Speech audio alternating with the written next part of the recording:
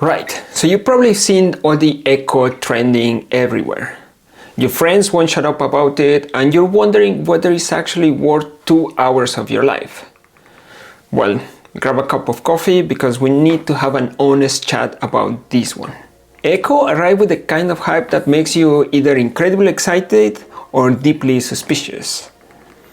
For me, in my case, let's just say my expectations and reality had a little bit of disagreement. Set in the mystic Katukunnu Hills, EKO follows an elderly Malaysian woman and her caretaker as they navigate a world of buried secrets. Meanwhile, a notorious dog breeder named Kuryachan is being hunted by, well, everyone? The central mystery revolves around the woman's husband. Is he dead? Is he alive? Or where on earth is he? And honestly, the film takes its sweet time in answering any of those questions. The story is set somewhere between the World War II and the emergency period. But you wouldn't necessarily know it from watching it. More on that creative liberty later.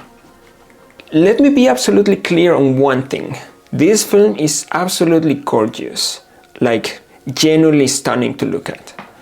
The cinematography is top-notch.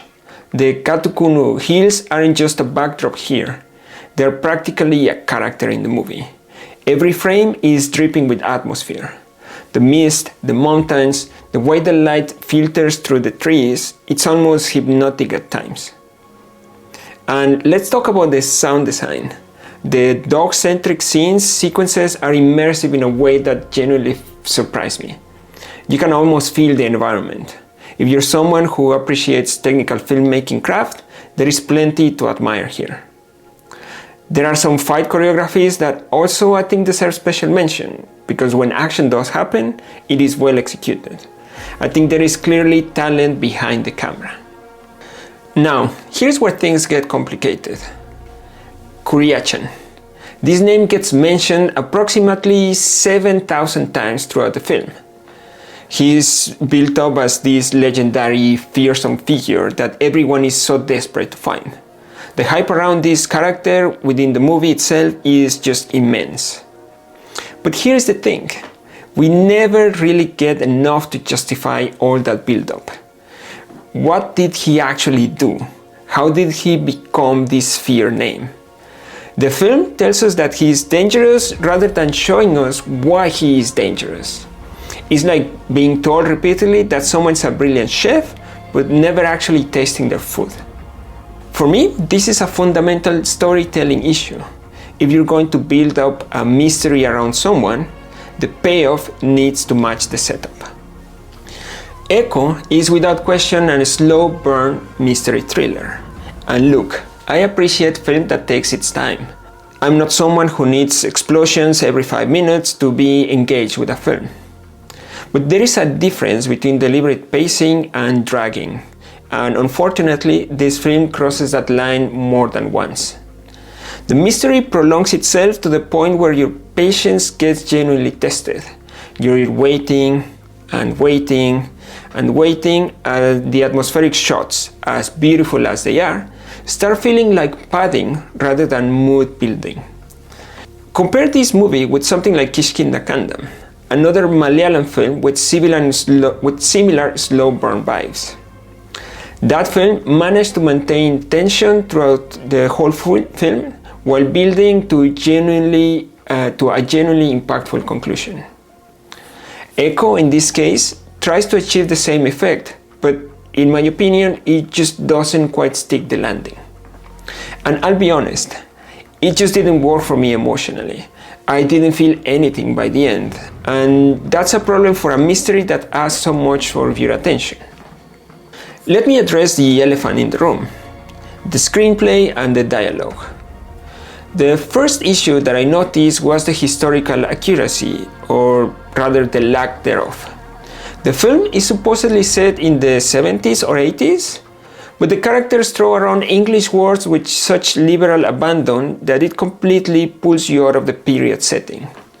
It doesn't feel like anyone did proper research into how people actually spoke back then. The costumes don't match either. You Of course, you can accept certain creative freedom, but this felt more like oversight than an intentional choice. Now, onto the dialogue.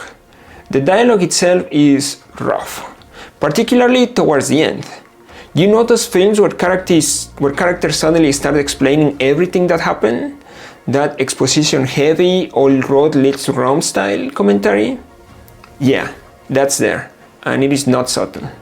And here is something that genuinely frustrated me. There are moments where if you blink, you'll miss something crucial. I found myself feeling a bit thick, a bit dumb at certain points because some questions went unanswered, or details were so subtle that they were practically invisible. In my opinion, a good mystery film should reward attention, not punish momentary distraction. Let me talk about the discourse around this film. EKO has generated serious buzz. People are calling it a masterpiece, an essential viewing, the next big thing in Malayalam cinema. And I think that's a bit much, actually.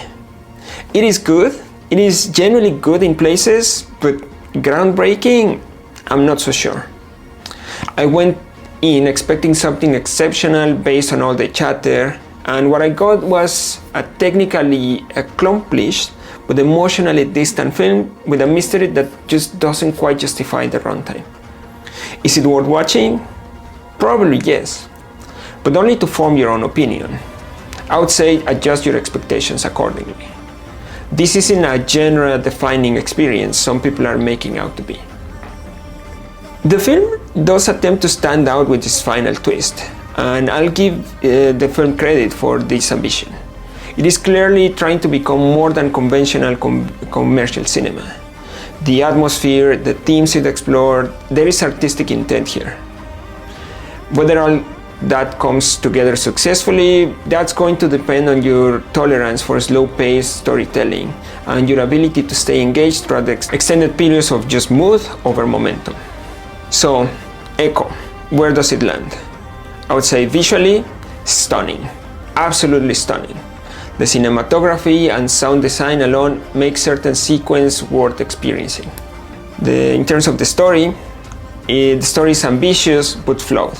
The mystery doesn't earn its length, the characters aren't developed enough to justify their importance, and the screenplay needed a second pass. And emotionally, for me, it just fell flat. Of course, your mileage might vary. Is it worth watching? Maybe once. Primarily because of the technical achievements and to understand what everyone's talking about. But it is not the masterpiece that people are claiming it to be. My recommendation overall is watch it if you have time. If you're a fan of atmospheric Malayalam cinema, if you enjoy some films like Kishkindhakaandam, but temper your expectations, by the way, or if you simply appreciate gorgeous cinematography and want to see what the fuss is about, just give it a go. But if you're expecting a tight, emotionally resonant mystery thriller that justifies its hype, yeah, you might want to look elsewhere. Anyways, let me know in the comments what you thought. Am I being too harsh, or did you feel the same disconnect? I'm genuinely curious to whether this worked better for others than for me. Thanks for watching, and I'll see you in the next one.